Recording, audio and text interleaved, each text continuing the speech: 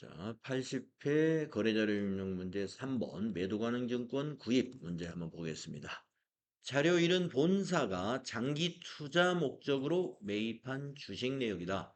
자료 2는 주식 매입 대금을 지급한 신한은행 보통예금 거래 내역이다.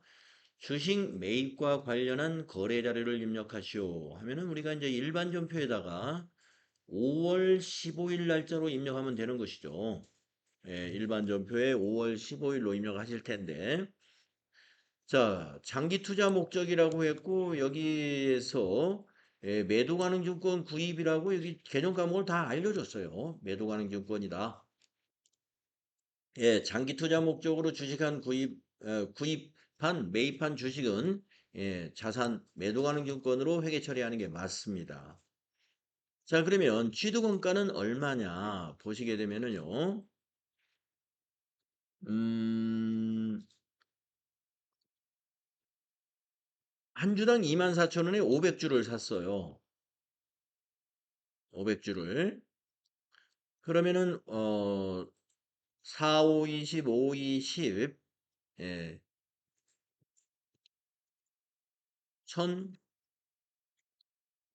1,200만 원입니다. 1,200만 원. 여기 통장에 잘 구분을 해놨네요. 주식 구입 대금으로 1,200만 원, 수수료로 6만 원 이랬습니다. 자, 여러분이 그 기억하셔야 되는 거, 단기 매매증권의 경우에는 취득 시 수수료를 영업의 비용인 별도의 비용 처리를 하고 있지 않습니까? 하지만 단기 매매증권을 제외한 나머지 모든 자산은 취득과 관련된 수수료 등의 모든 비용은 원가에 포함을 해요. 따라서 차변에 매도하는 증권 입력할 때 금액을 얼마로 입력하느냐? 1200 6만 원으로 차변에 입력한다. 이런 얘기입니다. 차변에 매도가능 증권 1206만 원. 그리고 대변에는 보통예금이 되겠네요. 그죠? 예, 보통예금 거래처 신한은행 꼭 코드 걸어주시고 1206만 원 하면 끝이죠. 네. 단기 매매증권으로 만약에 문제를 냈다.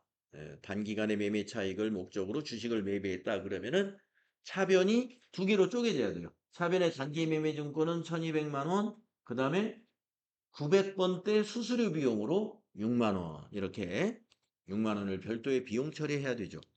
그러나 매도가능 증권은 원가에 포함합니다. 취득원가에 포함합니다. 네. 자, 이 문제 풀이가 잘 됐죠? 예, 추가적인 질문 있으시면은 꼭 질문하시길 바랍니다. 예. 음. 액면 금액은 언제 사용하느냐? 액면 금액을 기록할 때는요. 유상증자 때, 감자 때, 이때만 액면 금액을 사용합니다. 예. 즉 자본 거래에서만. 지금 이거는 투자 거래예요. 우리가 자산으로 보는 거죠. 예. 우리가 투자를 목적으로 주식을 살 때는 액면가로 회계 처리하는 일은 전혀 없습니다. 예. 우리가 지금 투자 목적으로 사는 주식 또는 채권, 이거는 액면 금액을 전혀 쓰지 않습니다. 네. 누가 액면 금액으로 회계 처리하느냐? 이 주식을 발행한 회사. 예, 상대편. 지금 우리 회사는 지금 투자 목적으로 이 주식을 샀고요. 만약에 상대 회사, 지금 어느 회사 주식인지는 모르겠지만 그 상대 회사, 이 주식을 발행한 회사가 이번에 신주 발행을 했다면 신주 발행한 회사는 500주 곱하기 5,000원으로 자본금 대변에 회계 처리하고 나머지 얼마를 더 할증 발행했냐면은 19,000원씩 한 주당 19,000원씩 더 할증 발행했어요. 더 비싸게. 그러면 500주 곱하기 19,000원만큼을 뭘로 처리할까요? 주식 발행 초과금. 주식 발행 초과금으로 자본 잉여금으로 처리하죠. 예, 그러니까 주식을 발행한 회사 또는 채권으로 말하면 그 채무증권, 사채를 발행한 회사. 그런 발행한 회사는 액면가로 사채 잡을 때 액면가로 기록하고 또 주식 같으면은 자본금을 액면가로 기록하는 것입니다. 액면 금액은 자본금, 주식에서는 자본금, 채권에서는 사채, 즉 발행한 회사 쪽에서 액면 금액으로 회계 처리한다.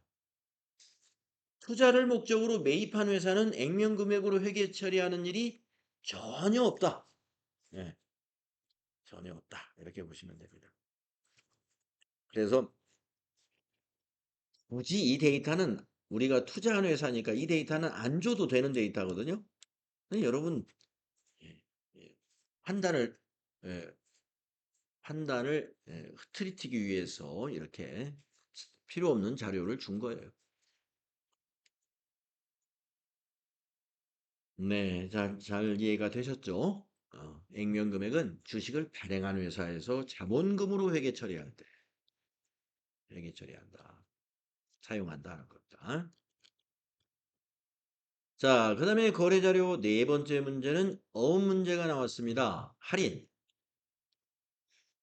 그리고 당좌예금 거래 내역하고요. 자, 8월 20일 날 거래고요.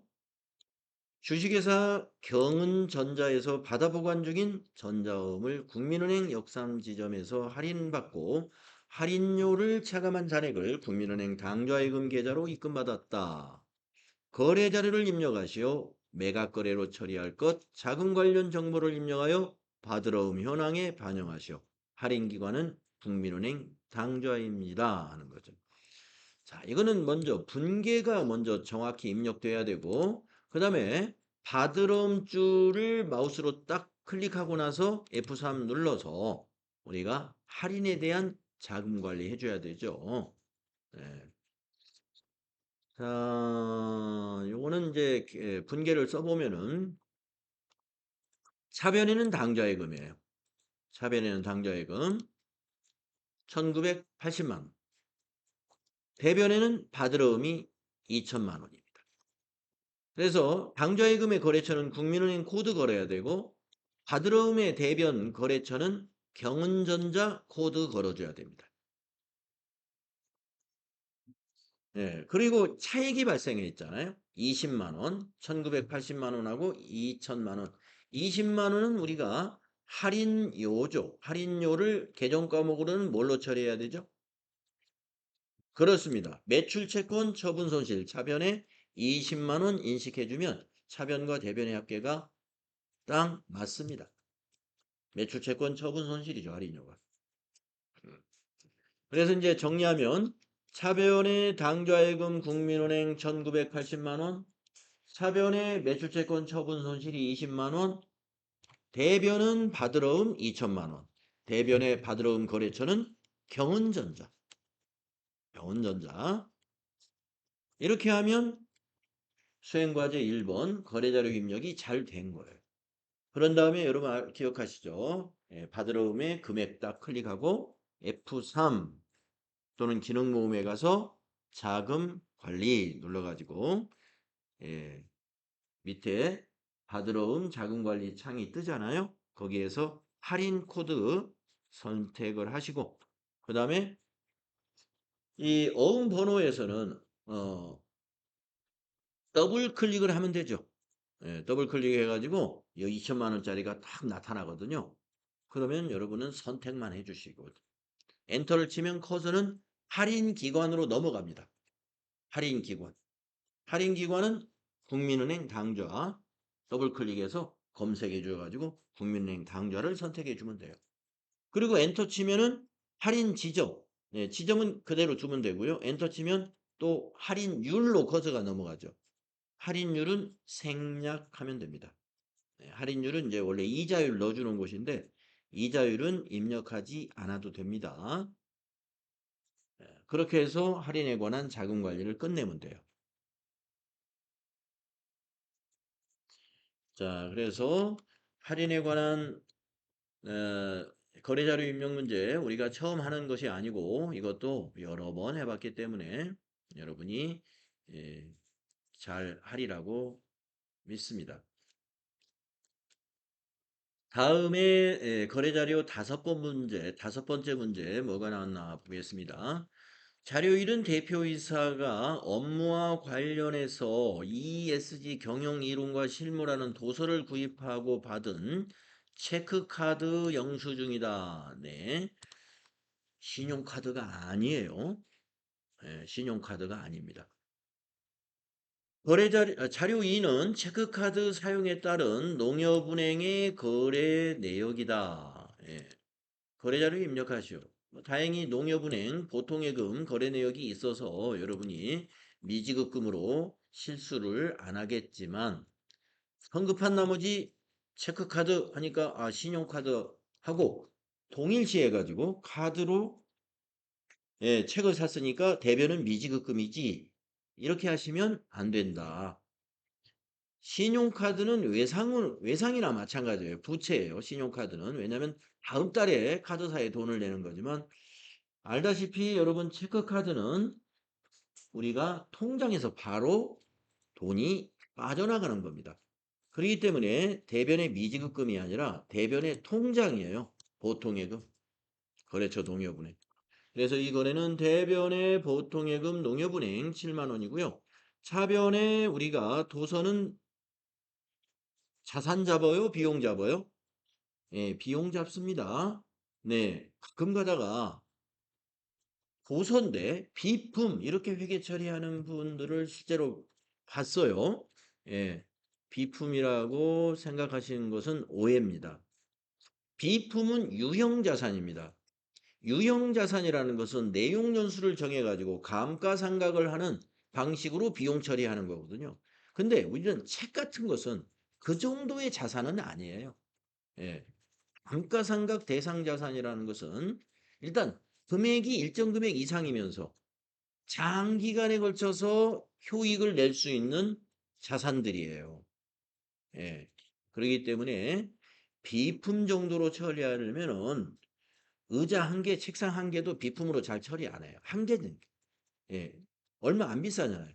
근데 의자가 가령 5만 원짜리가 10개다. 그러면 수량이 많아지면 금액이 커지죠. 네, 그런 것들. 의자 한 개에 살짝 그냥 사는 거, 이런 건 그냥 비용 처리하는 회사 많이 있습니다. 예. 의자 만약에 3만 원짜리나 5만 원짜리 하나 샀다고 봐요. 그걸 감가상각을 한다. 네. 괜히 복잡해집니다. 금액이 너무 작으니까. 그래서 회사에서는 대개 우리가 비품 잡을 때 기준을 정하자 해가지고 가령 100만 원 이상 단위당 단가가 100만 원 이상인 거를 비품으로 잡자든가 50만 원 이상인 것을 비품으로 잡자든가 나름대로 그 회계 내규를 가지고 있어요. 네. 그리고 아까 말씀드린 대로 의자가 한 개당 가격은 뭐 작지만 의자가 대량으로 있다. 강의실에 접이식 의자가 5만 원짜리가 100개가 있어요. 그거는 좀 비용 처리하긴 그렇죠. 그 의자 몇 년이고 쓸 텐데 이런 것은 자산으로 잡습니다. 네. 강의실 의자 100개 해가지고 한 묶음으로 고정자산 등록해가지고 우리가 자산 잡는 거예요. 자, 그래서 여러분 시험에 나오는 도서, 책을 구입한 것은 절대 비품이 아니라고 생각하면 돼요. 비용 처리하시는데 도서 인쇄비로 처리하시면 된다. 도서 인쇄비. 그래서 차변이 도서 인쇄비 7만 원이고요. 대변은 보통예금 농협은행 7만 원으로 9월 28일자 일반 전표에다가 우리가 입력하면 됩니다. 네, 체크카드 가끔 한 번씩 나와요. 체크카드는 미지급금 아니다. 네, 보통예금이다. 자, 이렇게 해서 거래자료 입력 문제를 우리가 5개 다 봤는데 거래자료 입력 문제에서 새로운 문제는 없었지만 아까 그 지난 시간에 우리가 단기 차입금 상환했던 문제 여기서는 여러분이 이것이 단기 차입금인가를 알아내는 이 부분 이 부분을 보고 여러분이 단기 차입금이라는 개념 과목을 판단하는 요런 것이 좀 필요했고 나머지는 뭐 그렇게 중요한 이슈가 없는 문제들이었어요. 다음은 80회의 부가가치세 문제. 네. 어떻게 나왔는가 보겠습니다. 1번 보시면은 상품을 판매하고 발급한 거래명세서 10월 1일에 받은 계약금을 제외한 잔액은 이번 달 말일에 받기로 했다. 네, 이런 스타일로 문제를 나올 때는요. 10월 1일 날 일반 전표를 조회해야만이 계약금이 얼마를 받은 것인지를 알 수가 있죠. 네, 그래서 메인 매출 전표 입력하시기 전에 일반 전표에 메뉴에서 10월 1일을 입력해 보는 거예요. 예. 그래서 계약금 얼마인가 조회해야 됩니다. 그것을 이제 그 금액을 복사해 가지고 오는 게 좋죠. 예, 그리고 그것은 선수금으로 돼 있을 거예요. 10월 1일 거. 나머지는 말일에 받기로 했으면 이제 외상이니까 혼합으로 분개해 주면 됩니다. 거래 명세서에 의한 메인 매출 자료를 입력하시오. 네, 2번에 전자세금계산서 발급 전송하는 것이죠. 자, 그러면 여러분이 머리에 떠올려 보세요. 메인 매출 전표 딱 실행해 가지고 거래 날짜를 10월 6일로 할 것이고 엔터 쳐 가지고 유형에 와서 11번 매출, 과세 매출로 유형을 입력할 것이고 품목에다가 인덕션, 수량에다 50, 단가에다 20만 원, 그리고 거래처에다가 다온 검색해서 엔터 하시고 전자란은 비워두고 가겠죠? 우리가 발행해야 되니까. 전자란을 비워놓고 분계에 가서 3번 해서 혼합 분계한다. 예. 그 화면이 머리에 그려지죠? 하도 많이 하면 이 메인 매출 전표 입력 항목이 머릿속에 다 이게 지나갑니다. 자, 3번 하고 나면 밑에 아래 회계 처리가 대변이 딱 돼 있어요. 대변에 뭐라고 입력돼 있습니까? 요 세액은 대변에 뭐로 입력돼 있죠? 부가세, 예수금. 그다음에 공급가액은 대변에 뭐로 입력돼 있죠? 상품 매출. 이렇게 입력이 되어 있어요. 그러면 여러분은 세 번째 줄에 마우스를 딱 클릭해 가지고 차변 하고 3번 입력하겠죠. 그래 가지고 아까 우리 선수금 복사해 온 거 있죠. 그걸 차변에다가 정리해야 하는 거예요. 그래서 코드에다가 선수하고 엔터 쳐서 선수금 엔터 한 다음에 아까 복사 근데 선수금 엔터 했으니까 차변에 커서가 멈추겠죠. 거기다가 아까 일반 전표에서 복사해 온 선수금을 컨트롤 V 붙여넣기 한다. 그리고 엔터 치면 네 번째 줄로 내려오죠. 예, 거기도 또 차변. 예, 3번 차변. 그래가지고 이번에는 뭘? 예, 108번. 마리를 받기로 한 게 108번이죠. 108번 하고 밑에 차액이 나온단 말이에요. 빨강색으로. 그 차액을 그대로 입력한 게 외상 매출금이에요. 그리고 탭키, 외상 매출금 입력하고 엔터로 막 성급하게 넘어가면은 여러분이 혹시나 모를 실수가 있는데 못 보고 지나갈 수가 있어요. 그래서 마지막 금액을 입력하고는 여러분 키보드에 탭키를 딱 쳐서 밑에 차변, 대변 합계 금액이 일치하는지도 보고 혹시 그 거래처 코드 중에 보통예금 이런 개정 과목이 있을 때는 은행으로 안 바꾸고 가면 안 되잖아요. 그런 거. 예, 거래처 코드 안 바꾼 거 혹시 있는가? 이런 것을 점검을 하고 가라. 그걸 습관을 들여야 돼. 그렇게. 그래서 우리가 그동안 그렇게 반복적으로 습관을 들여왔었어요.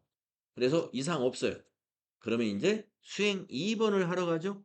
전체 메뉴 눌러가지고 부가세 두 번째 박스 메뉴에 있는 전자세금 계산서 발행 및 내역 관리 요 메뉴 딱 들어가서 유예 날짜 기간을 10월 6일부터 10월 6일 엔터 엔터 엔터 하면 밑에 발행 대상이 딱 뜨죠. 체크박스 딱 체크하고 전자 발행 누르죠.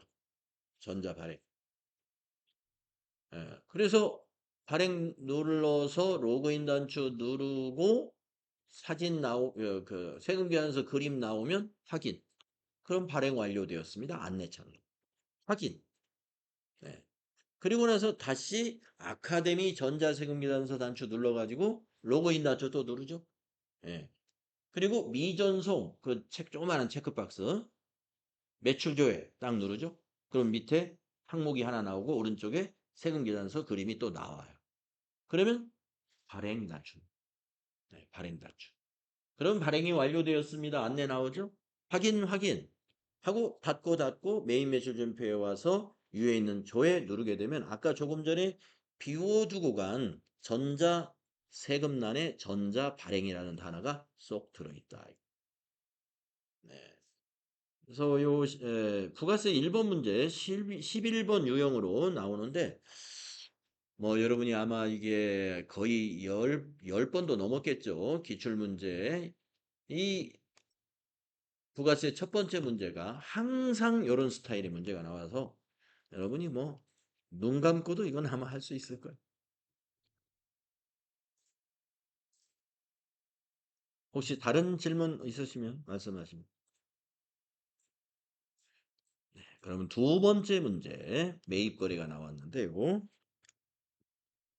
네, 매입 거래가 나왔는데 신용카드 매입이네요.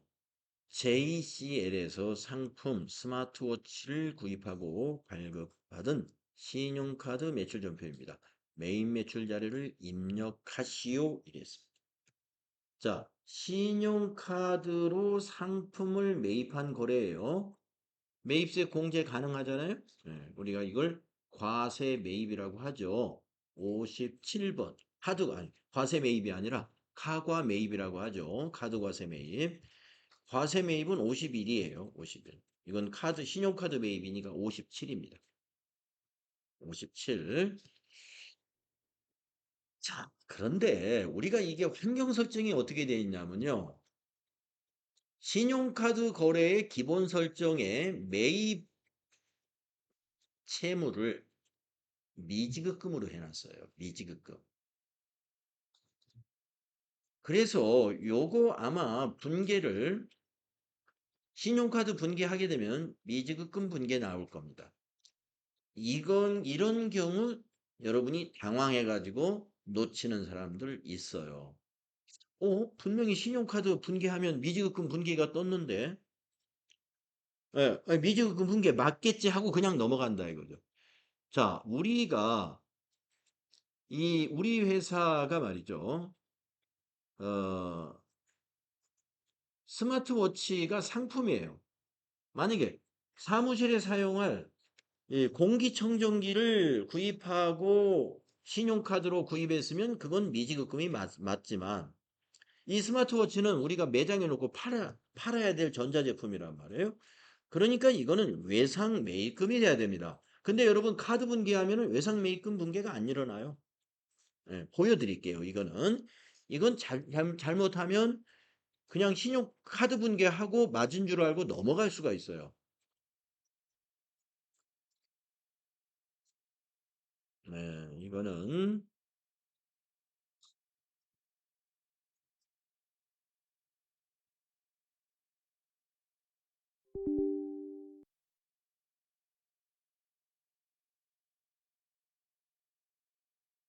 80회 백데이터를 굳이 열어서 보여드릴 필요는 없고요. 귀찮으니까 이렇게 하면 그냥 다른 어떤 회사에다가 입력을 해서 보여드리면 되겠죠. 자,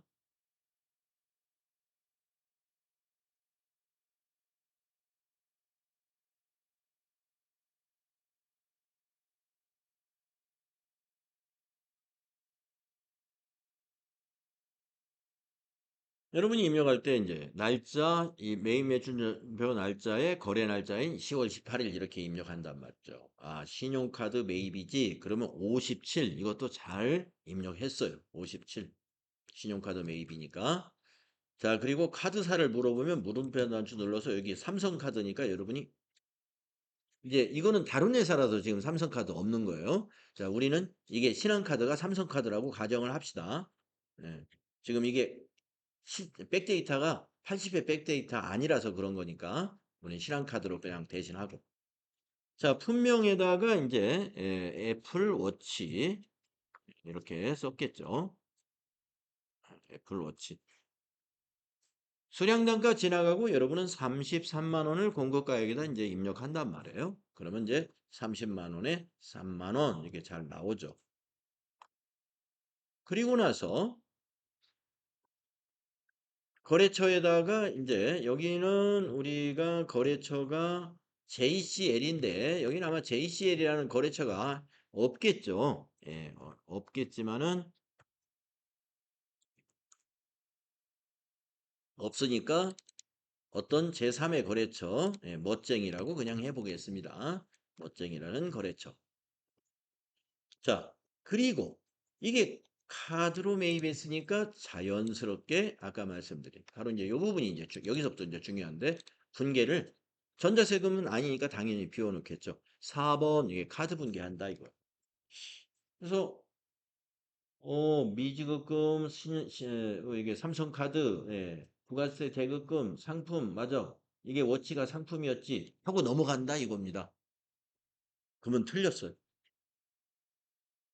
자, 아까 말씀드린 대로 우리가 지금 상품이 아니면 미지급금이 맞는데 상품이면 카드로 샀던 그냥 외상으로 샀던 현금으로 사고 현금 영수증을 받았던 외상 아니 현금은 외상이 아니죠. 예, 하여튼 카드로 사면 외상 매입금이 돼야 돼요. 예, 현금은 아니고 예, 카드로 사면. 근데 외상 매입금이 안 나타난다 이거죠. 그래서 여기 분계를 하는 방법 두 가지가 있어요. 외상 분계하거나 혼합 분계하거나. 이 경우는 카드 분계하면은 틀려요. 자, 카드 거래를 카드 분계하는 게 당연한데 지금 이 경우가 카드 거래인데 카드 분계를 해서는 안 되는 경우입니다. 재고자산 매입한 경우는 카드 분계하면 틀린다. 방법이 없어요. 카드 분계해가지고 분계를 못 맞춰요. 그러면 어떻게 해야 되느냐? 외상 분계합니다. 자, 외상 분계하면은 계정 과목이 일단 다 맞아요. 외상 매입금, 부가세 대급금, 그 다음에 이 스마트워치는 상품. 예, 다 맞았어요. 그런데 여기서 고쳐야 될 게 하나 있어요. 외상 매입금의 거래처를 고쳐야 됩니다. 외상 매입금의 거래처는 여기 지금 이 위에 있는 거래처가 자동으로 왔거든요. 거기 아니에요. 카드사가 되는 거예요. 삼성카드면은 삼성카드. 지금 제가 선택한 여기에는 삼성카드가 없으니까 아까 신한카드였거든요. 예, 신한카드. 그 카드사로 거래처를 고치는 거. 이걸 해주시면 되겠습니다. 예. 자, 대부분의 우리가 메인 매출 전표 입력에서 카드 거래는 카드 분계하면은 완벽하게 분계가 거의 다가 되면서 물론 저 공기청정기를 샀다고 해서 카드 분계가 완벽하진 않아요. 이걸 이제 상품을 비품으로 고치긴 고쳐야 됩니다. 예, 비품을 고치긴 고쳐야 돼요. 네, 그래서 이거는 외상 분계로 하거나 혼합 분계로 해서 분계를 맞춰야 된다. 네, 그래서 이게 은근히 까다로운 문제에 해당이 돼요.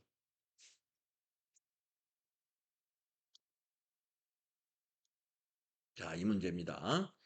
상품을 신용카드로 구입했을 때 여러분은 분계를 4번 카드 분계로 하게 되면은 밑에 분계를 고칠 수가 없다. 정답으로 못 고친다. 예, 그래서 외상 분계한 다음에 외상 매입금의 거래처를 삼성카드로 고치면 맞게 돼 있다. 이거 잘 기억하십시오.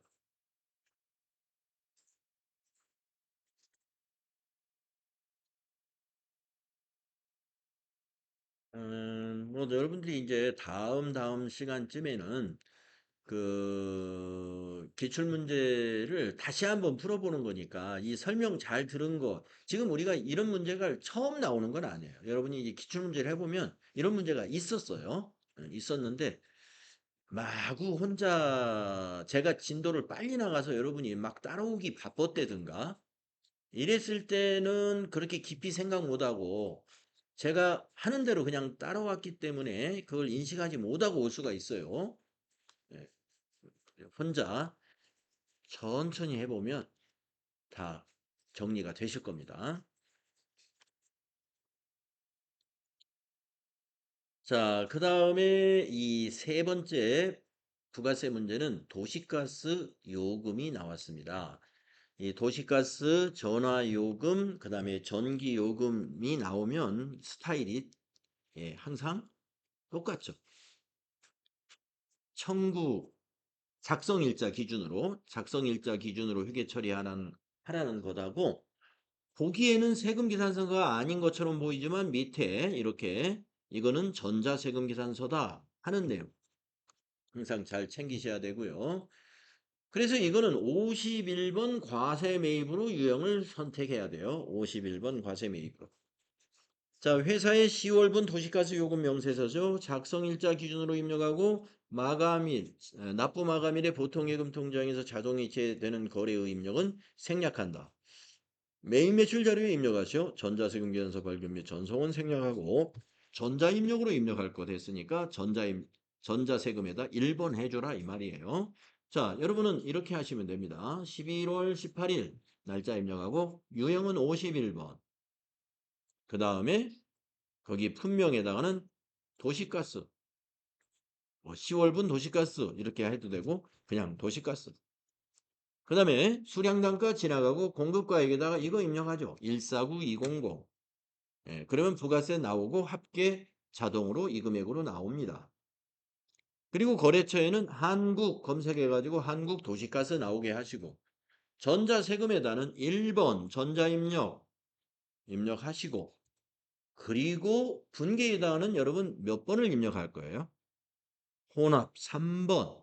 예. 왜 그러냐 하면은 작성 일자에는요, 우리가 이 요금을 납부하지 않은 상태입니다. 그렇기 때문에 미지급금으로 분계를 해줘야 되거든요. 그래서 이 분계는 혼합으로 해야 돼요. 자, 혼합으로 하게 되면 역시 이거는 차변이 완성됩니까? 대변이 완성됩니까? 여러분이 이거 3번 혼합으로 분계 선택했어요. 지금 두 줄이 입력돼 있을 거예요, 화면에. 차변으로 두 줄 나왔을까요? 대변에 두 줄 나왔을까요? 차변 나와 있습니다. 차변의 첫째 줄은 이 부가세가 나와 있는데 개념 과목은 뭐로 나와 있을까요? 부가세 대급금. 예, 첫 줄이 부가세 대급금 나와 있어요.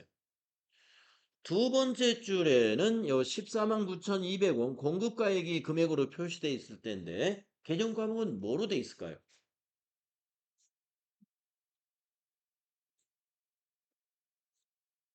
수도광열비로 자동으로 이게 알고 수도광열비로 딱 고쳐져 있을까요? 상품으로. 자동 분계는 우리 환경 설정에 설정해 놓은 그 계정 과목으로만 자동이 돼요. 그러니까 우리가 51번이 과세 매입이잖아요. 매입했다 그러면 무조건 상품 매입한 걸로 인식이 돼요. 그래서 두 번째 줄에 상품을 수도광열비로 고쳐줍니다. 예, 그렇죠? 떠오르죠? 네, 수도. 해가지고 800번대로. 예, 500번대로 하면 안 돼. 쭉 내려가서 800번대로 두 번째 줄의 계정 과목을 고쳐주는 거예요. 자, 그리고 이제 엔터 치면 세 번째 줄 내려왔죠. 세 번째 줄에 구분에다가 차변 넣어야 돼요? 대변 넣어야 돼요? 대변 넣죠. 4, 대변.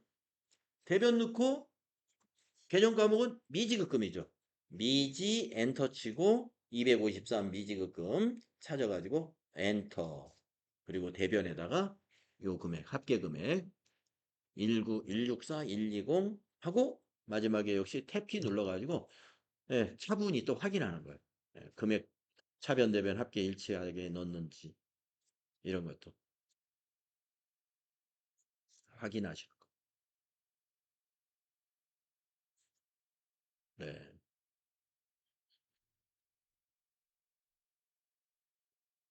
자, 그래서 부가가치세 3번 문제는 51번 과세 매입인데 이것도 고쳐야 될 게 많아요. 밑에서. 네, 아까 그 상품을 수도 광열비로 고치는 문제, 그 문제도 있고.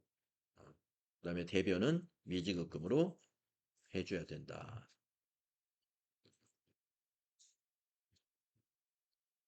그 다음에 네 번째 문제는 보니까 빨강색 세금 계산서예요. 예, 여러분 빨강색 세금 계산서를 만나면은 유형은 무조건 정해진 거예요. 예, 유형은 11번. 내용을 보겠습니다. 당사의 사업장 일부를 일시적으로 임대하고 발급한 전자세금 계산서이며 임대료는 다음 달 10일에 받기로 했다. 자, 임대료를 제때 못 받으면 우리는 자산 잡아야 될 텐데요. 이때 쓰는 개정 과목이 뭐겠습니까? 임대료를 11월 30일 날 받아야 돼요. 그래서 우리가 받는 걸로 하고 세금계산서를 발행했는데 다음 달에 주기로 했다 해서 청구를 했어요. 그러면 개정 과목은 뭐죠? 네? 미수금이죠, 미수금. 외상 매출금이 아니죠. 왜냐?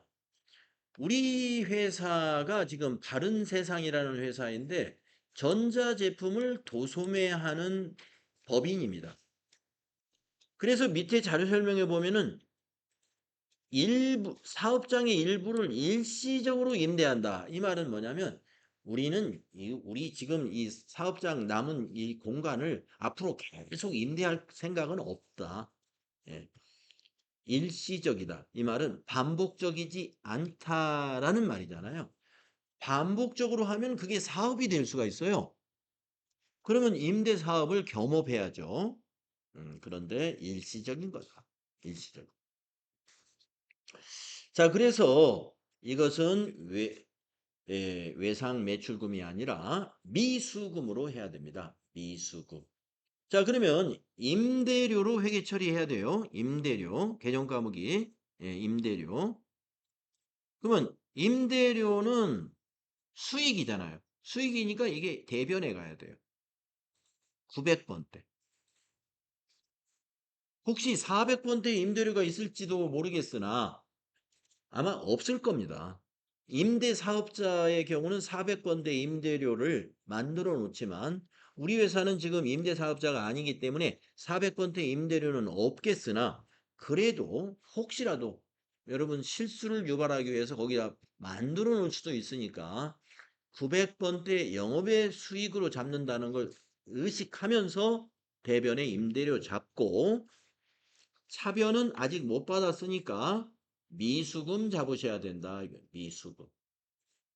거래처는 어디가 되나? 아울렛 나라. 미수금의 거래처를 꼭 코드에 넣어줘야 됩니다. 미수금의 거래처는 아울렛 나라. 자, 그래서 정리하면 이렇습니다. 11번 과세 매출로 합니다. 그리고 여기 있는 세금계산서 내용 그대로 입력하고 예, 전자 입력도 입력합니다. 예, 입력하고 분계는 혼합으로 해야 돼. 혼합으로. 여기 외상이다 해서 외상 분계 통 해버리면 외상 매출금으로 되고 미수금으로 안 고쳐져요. 그래서 이거는 외상 분계하는 것은 재고 자산에 대해서만 외상 분계하는 겁니다. 일시적으로 임대해 주는 것은 외상 분계 안 돼요. 혼합으로 해가지고 차변의 미수금. 아, 일단 혼합으로 하면은 항상 이건 매출이니까 이게 뭘로 되어 있을까요? 상품 매출. 이거는 부가세 수금 이렇게 되어 있습니다. 자, 부가세 수금이 먼저 나와 있을 거예요. 이건 오케이 그대로 두고 상품 매출 이걸 바꿔야 돼요. 예, 이거를 임대료로 바꿔줘라 이거 상품 매출을. 그러면 두 번째 줄 바꿔줬고 엔터 치면은 이제 세 번째 줄 내려오잖아요. 거기를 차변해가지고 미수금 이렇게 입력하면 되는 거예요. 밑에 분계 세 번째 줄에다 미수금이 입력된다 이 말이죠. 우리가 혼합 분계하면은 세금, 부가세 예수금하고 상품 매출 요게 두 줄이 먼저 딱 입력되잖아요. 그럼 두 번째 줄에 있는 요 상품 매출을 임대료로 고쳐주라 이거죠. 그리고 세 번째 줄로 내려와서 차변, 구분에다 차변한 다음에 미수금 하면 돼요. 미수금. 그리고 미수금의 거래, 네, 미수금하고 금액 요 88만 원 입력한단 말이에요. 예, 입력하고 탭키 눌러보면 거래처는 아웃렛 나라로 자동으로 들어가요. 매입매출 전표니까. 우리가 일반 전표는 거래처 자동으로 들어가는 일이 없지만 매입매출 전표 밑에 분계는 저 위에 부가세 신고서에 그 거래처가 있기 때문에 그게 자동으로 오게 돼 있죠. 다음 5번째 문제가 매입거래가 나왔어요. 예. 자료 설명을 보면은 영업팀장이 업무용으로 사용 중인 제네시스 차량의 렌트료에 대한 전자세금 계산서를 수취하고 대금은 다음 달 10일에 자동 이체하기로 했습니다. 메인 비실 자료를 입력하시오. 임차료로 처리하고, 네, 우리가 뭔가를 빌리는 건 다 임차료예요. 영업용으로 우리 업무용으로 쓰려고 빌리는 것들 임차료입니다. 전자세금 계산서 거래는 전자입력으로 입력할 것. 자, 그럼 한번.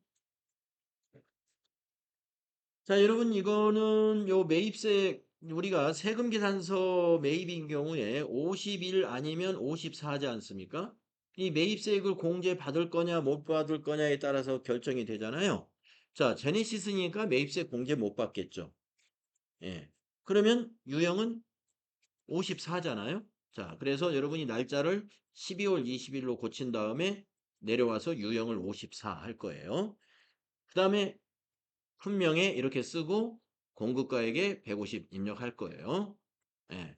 그 다음에 전자세금은 전자세금 계산서니까 전자세금란에다가 1번 이렇게 전자입력 입력하겠죠.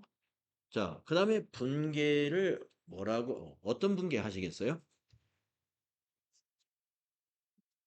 혼합분계 하지 않을까요? 예, 혼합분계 해야 맞죠? 예, 분계 3번. 자, 그러면 이제 떠올려 보세요. 자, 분계 3번 하면은 두 줄이 완성이 됩니다. 밑에. 자, 두 줄의 내용이 뭔지 한번 떠올려 보세요. 매입이에요. 이게 매입. 예. 세금계산서 매입이 혼합분계하면은 밑에 두 줄이 완성이 됩니다. 자, 먼저 첫 번째 줄 뭐가 나타나 있을까요? 첫 번째 줄 부가세 대급금이 나타나죠. 요거 매입이니까 부가세 대급금 15만 원 이렇게 보일 거고 두 번째 줄은 뭐가 나와 있을까요? 예, 아까 문제하고 똑같이 상품 이렇게 나와 있어요. 상품 150만 원. 자, 그러면 그걸 뭘로 우리가 코드를 바꿔줘야 되나요? 예, 임차료로 바꿔줘야 돼. 자, 상품을 임차료로 바꿨어요. 그리고 엔터 치면 이제 세 번째 줄로 내려오죠. 자, 대금을 다음 달 10일에 이체해 주기로 했어요. 자, 그러면 대변의 계정 과목 코드는 뭘까요? 예, 미지급금이죠. 미지 253번.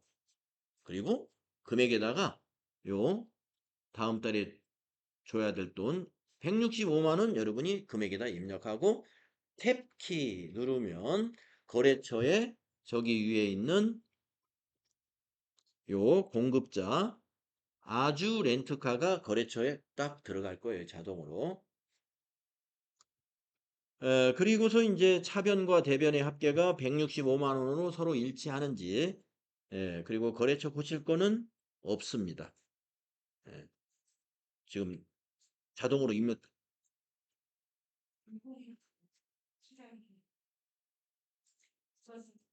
예, 예. 아유, 제 설명 틀렸네. 네. 불공이니까 부가세 대급금 분계 없습니다. 네. 우리가 아까 54로 선택한다고 그랬잖아요. 54로 선택하면요. 부가세 대급금 분계 없이 차변에 상품 해가지고 165만 원 이렇게 돼 있어요. 상품 165만 원. 그거를 임차료로 바꾸는 거예요. 한 줄만. 네, 맞네요. 제가 아까 설명한 것은 51번 유형이라고 착각하고 설명한 거예요. 54번 유형은 세액 분계가 안 나타나요. 합산으로 해가지고 상품 이렇게 나와 있어요. 그렇죠? 그러면 우리는 상품을 임차료로 고치고 두 번째 줄을 미지급금으로 입력하는 거다. 예. 아주 잘 지적해 주셔서 고마워요. 예. 이렇게 어, 프로그램을 사용하지 않고 이렇게 이미지를 머릿속에 띄워가지고 하니까 더 재미있습니다. 예. 자, 그 다음에 여섯 번째, 부가가치세 신고서에 의한 회계 처리. 보통예금 거래 내역에 맡기신 금액이라고 나와 있으면요, 환급받은 거예요. 자료 설명을 보시면 제1기 부가가치세 확정신고와 관련된 부가가치세 환급세액이 국민은행 보통예금 계좌로 입금이 되었다. 6월 30일에 입력된 일반전표를 참고하여 환급세액에 대한 회계 처리를 하시오 그랬는데 물론 6월 30일 거 일반전표 참고해서 하시는 것도 괜찮아요. 자, 그러나 우리가 이 정도 준비했으면 이건 참고를 안 해도 할 수 있다 이거죠. 자, 우선 보통예금은 차변인가요? 대변인가요? 예, 차변이 보통예금 국민은행 139만 8천 원. 그리고 이제 대변에다가 우리가 입력해야 돼. 이건 일반전표에 입력하는 거예요. 8월 22일로 환급받은 날짜로 일반전표 날짜는 8월 22일. 그리고 차변에 보통예금 국민은행. 자, 대변. 대변에 입력해야 될 개념 과목은 뭐죠? 예, 미수금이죠. 우리가 이거는 6월 30일에 정리분계를 보면은 미수금 역삼세무서 139만 8천 원 이렇게 차변에 잡아놨을 거예요. 오늘은 받았으니까 미수금을 대변에 정리해야죠. 그래서 미수금 괄호 열고 여기 역삼 또는 세무 검색하시면 되죠. 그래서 역삼세무서 코드 걸고 139만 8천 원 이렇게 환급세액에 대한 문제를 80회에 냈습니다. 우리가 앞에 교재에 실려 있는 기출문제에서도 환급세액에 관해서 꽤 여러 번 나왔었어요. 자, 그러면은 우리가 이제 80회 부가가치세 문제까지 우리가 같이 해봤고요. 좀 쉬었다가 다음 시간에 결산은 뭐가 나왔는가? 거기서부터 같이 한번 해보도록 하겠습니다. 네, 쉬었다 하겠습니다.